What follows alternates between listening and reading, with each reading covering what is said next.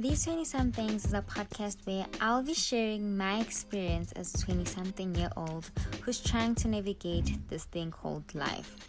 I'll be sharing the good, the bad, the ugly, the lessons, the silly thoughts, whatever it is I feel like a 20-something-year-old should know, I will be sharing. This is a space I've created for my other 20-something-year-olds and for them to feel and to know that they are not alone. I am your host, Xoli the Creative, and welcome to these 20-somethings. Hi everyone, and welcome to another episode of these 20-somethings. I hope everyone is good. Guys, are you not glad that we are approaching spring? I almost said summer, but black people only have two seasons, winter and summer, so whatever. But are you guys not glad that warmer days are here? We are about to show off our legs, our stomach out, guys, we are about to look so sexy. I tried working out because I wanted to, have a six-pack and be summer ready and whatever. And so much actually stood in the way of me doing that. But next week, next week I'm going to get back to it. And I'm going to get my body. I'm going to fetch my body. And and look sexy for summer. A lot has happened. Okay, not a lot, I'm lying. Only one major thing has happened since I last spoke to you guys. I actually competed in a women's run. So it was for Women's Day, and it was the Total Sports Women's Race, and that was so much fun. If you didn't know, I absolutely love running, so I really enjoyed that. I think I covered more than 5 kilometers. I think I got up to, guys, I don't want to exaggerate, but I really think that day, including the walking that we did, the running, I really think we covered over 20 kilometers on that day.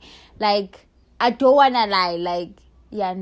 I really, the whole day combined, I really think we did more than 20 kilometers of running and walking.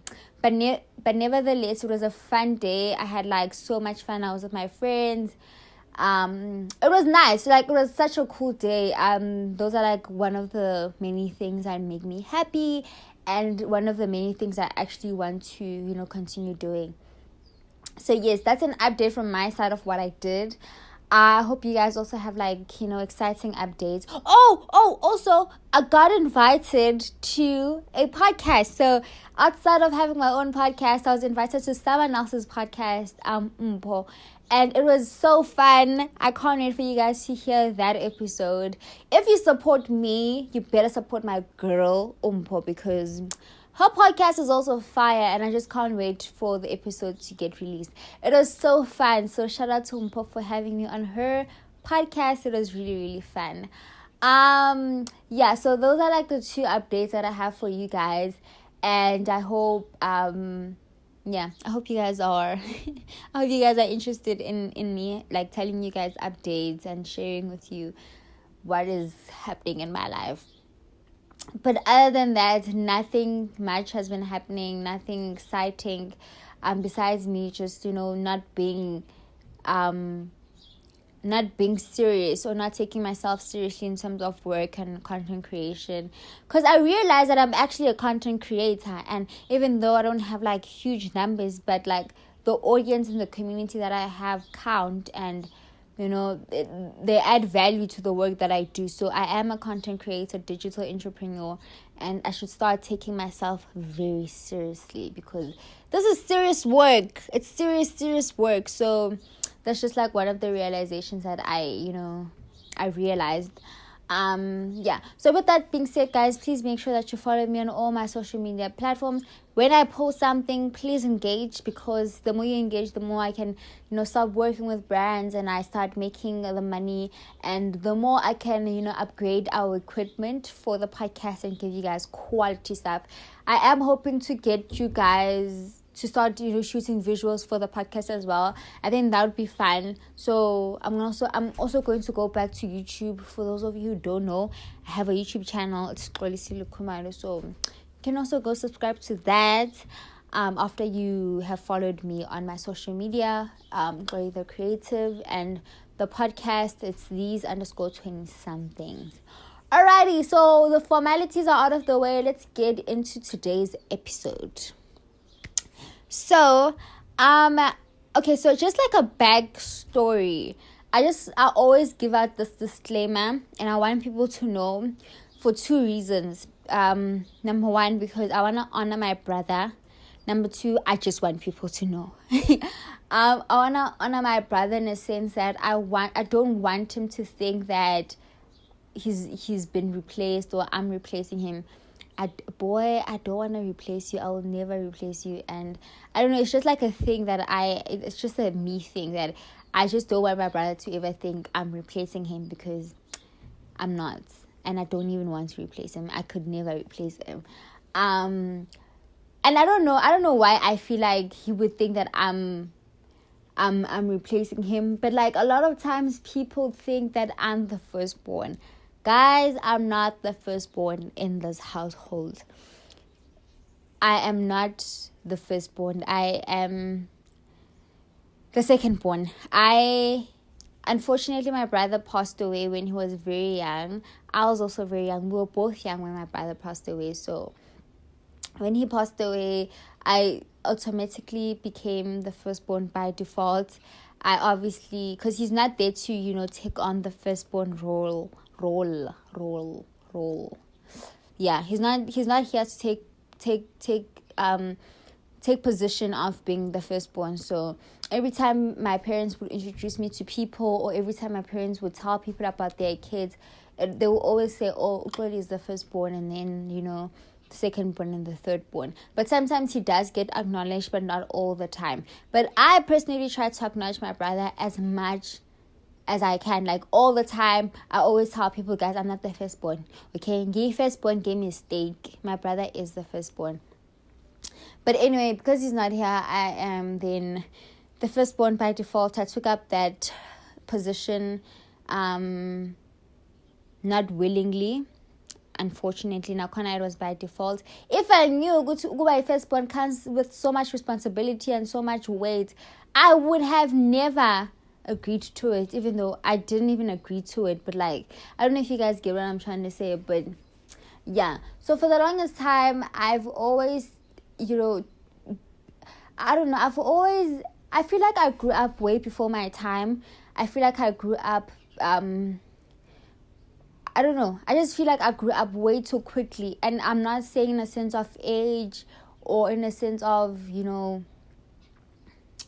know, physically, but I just think mentally, emotionally, I had to grow up quick, because there's just certain situations that I was placed in that forced me to grow up quick. And I think being a firstborn just didn't even help the situation. And I feel like as a firstborn in a black household, there's a certain expectation that is placed upon you. And it's so wild, because I know I'm not the only person who goes through this. I know I'm not the only person who feels like being a firstborn in a black household is very, very difficult. And now that I'm in my 20s, I'm aware of some of the, the burdens and the weights that has been placed upon me as the firstborn that are just not fair, and I'm just trying to let go of them. I'm trying to let go of them. It's not my responsibility. I'm starting to get to a point where I'm gonna take accountability. I'm gonna take responsibility for the things that I feel I'm responsible for, not some of the things that have been placed upon me by other people. And obviously I'm not saying this in a very disrespectful sense, but I also want to be a child who makes mistakes. I also want to be a child. I also want to be childish. I also want to be a child in a black household. I don't want to be a firstborn child in a black household, because that title comes with so much weight and so much responsibility, and unnecessary responsibility that is not even supposed to be placed on another human being if she doesn't want that responsibility, And of course, being a firstborn comes with, as much as it comes with so much responsibility, but it's also, it has nice benefits. Yes, it has nice benefits, but I don't even think the benefits are worth the trouble firstborns go through, are worth some of the pain firstborns go through, and it's just not fair. It is just not fair. And for me, I am learning. I'm on a journey of not taking up any roles anymore, not taking up any responsibilities anymore. Last week on Twitter, I came across these are the posts that I'm gonna put up on my page for the podcast, and it's this page called Home Girls Unite, and they put up a question that said, we asked the eldest daughters for tips on how we can distance ourselves from the eldest daughter role. Here are some of their tips and advices, and I was just like, damn. I was reading through their, those tweets, and I was just like, I relate so much. And yes, I did say I'm gonna put this up so for you guys to sort of like just have reference, just to get reference to what I am talking about specifically. But a lot of the things that were said in the tweets are actually related to them, and I'm also gonna share my experience as a firstborn, and what I'm trying to to let go of and distance myself from. And number one, as a firstborn, I feel like there's a sort of like an expectation placed on you to always get things right because your siblings look up to you. And you know what? That is not my portion anymore. I do not want to be put in a box and to be told how to live because I have people who look up to me. I want to live my truth, and I want to make genuine mistakes and let my sisters learn from that. But I don't want to live a life like perfect, because then my sisters would have nothing to learn from. And also, I always tell my sisters that I want you guys to live authentically so that you also make your own mistakes that you can learn from. There's so much you can learn from me, but I feel like in as much as we can learn from each other as human beings, but there's so much power in you learning for yourself within your mistakes, and within your journey, because my mistakes fit into my journey and the lessons I need to learn for my journey specifically. And yes, we were born in the same household. We are, we have the same parents, but our journeys are not the same, and my lessons are not always going to apply to you. So it is very important for you to learn how to navigate life also on your own. Yes, you can come to me, ask for advice. Yes, you can, ask me certain things, but don't live your life on my memorandum, on my brief, or just live your life, girl, the way you see fit. And if you need advice from me on certain topics, sure, I'll advise you. But also live your truth. Live your truth and learn from that. So learning to not take up the role of doing everything perfectly because I have people watching me. That is absolutely not my responsibility, because who did I look up to? No one, no one who has walked before me was given so much pressure to get things right because I'm walking behind them. Do you get what I'm saying? So for me, I'm just trying to unlearn that. I'm also trying to just be a child in this household. I'm trying to be a child and do things that my sisters do as well. Like, how my sisters behave, like in terms of, they children, like they behave like children. I also want to behave like a child of this house, not like a deputy parent. I'm not trying to be a deputy parent. I do not have my own kids. And I feel like for the longest time, I did feel like I was a deputy parent, and I've taken care so much of my siblings, and I don't mind it. I really love taking care of my siblings, but I think it had gotten to a certain extent where I did feel like once I grow and I get my own house, I don't want kids, because I feel like I've gone through the process of raising people, and I don't want to do it again because it is exhausting. I actually did get to a point where I was like, I don't want kids.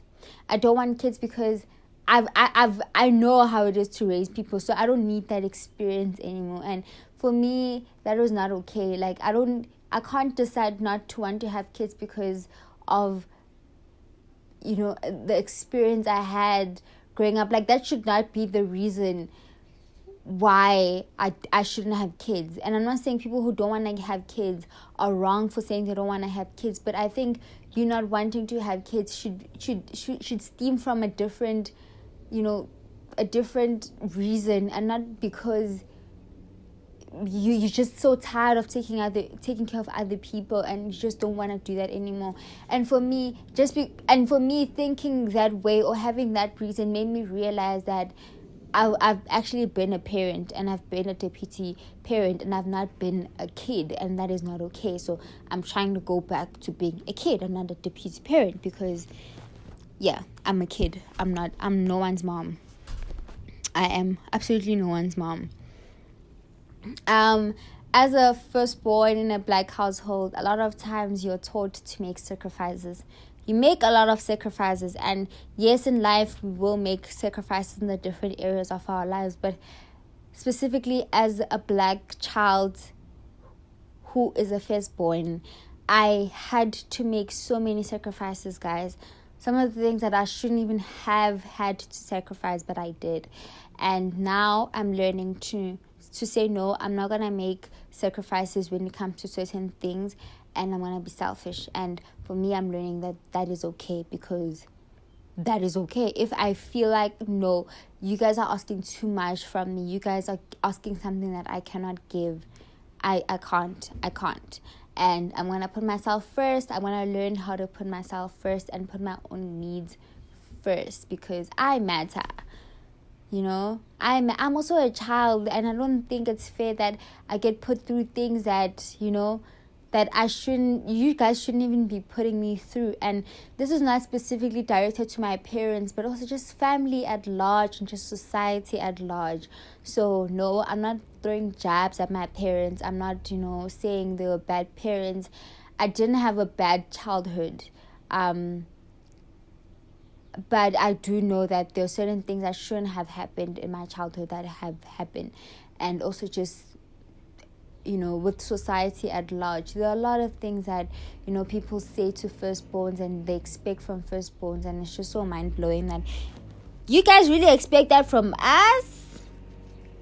And for me, I think for the longest time, I'm actually very I'm trying to find my voice, and I'm really trying to find my voice and be independent within that voice and within my truth. So it's taking a lot from me to share this with you, and to know that regardless of how it's received, I know my truth, and I know why I'm saying all of these things, and I know why I'm speaking my truth. And those who can relate to it can relate, and those who can't will not, and that is okay. But I am trying so hard to find my voice that's been buried for so long, and now I'm trying to, I'm really, really trying to find my voice. And it's taking so much for me to share all of this with you guys. You're like, wow.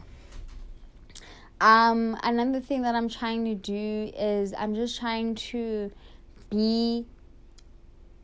find my own identity outside being a firstborn, or outside being someone's sister. I'm trying to find out and, be me, and just take on life as it comes towards me, but also not try to let that define me. And I'm trying to have my own identity outside of what I was born into. Yes, that's what I'm trying to do. And, and I know that, a lot of these things that I'm saying to you guys haven't been easy for me. It's, guys, let me tell you, sometimes I would, before I would do things, let's say someone left dishes on, a sinkini, I would do those dishes, and I would feel like it's my responsibility, if there's a mess and no one is doing anything about it, I would do it for myself. But also I realized ukuthi abantu uyabajwayeza, umuntu uyamjwayeza, and if umuntu uzomjwayeza something, you are then responsible for keeping up with that thing because uwena umjwayezile. But right now I am trying so hard, guys, to not do some of these things that I know other people in this house are capable of doing. If I know, Guti, I come back from somewhere and you haven't, done certain things like washing dishes, I'm also not gonna wash the dishes because I'm older. I'm not gonna do that. I'm also just gonna say, even though it irritates me, a dirty place irritates the heck out of me. I cannot stand a dirty place. It bores me so much, guys. And my neighbor and his truck, it's making so much noise.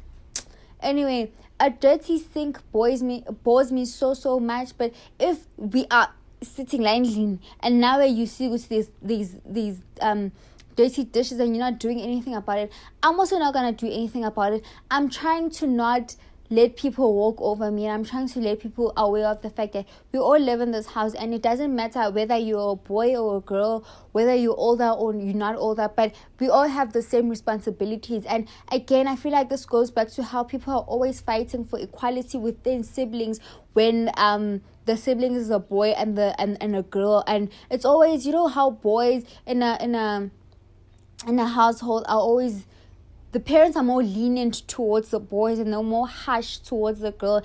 I feel like it's the same with being a firstborn and the other siblings.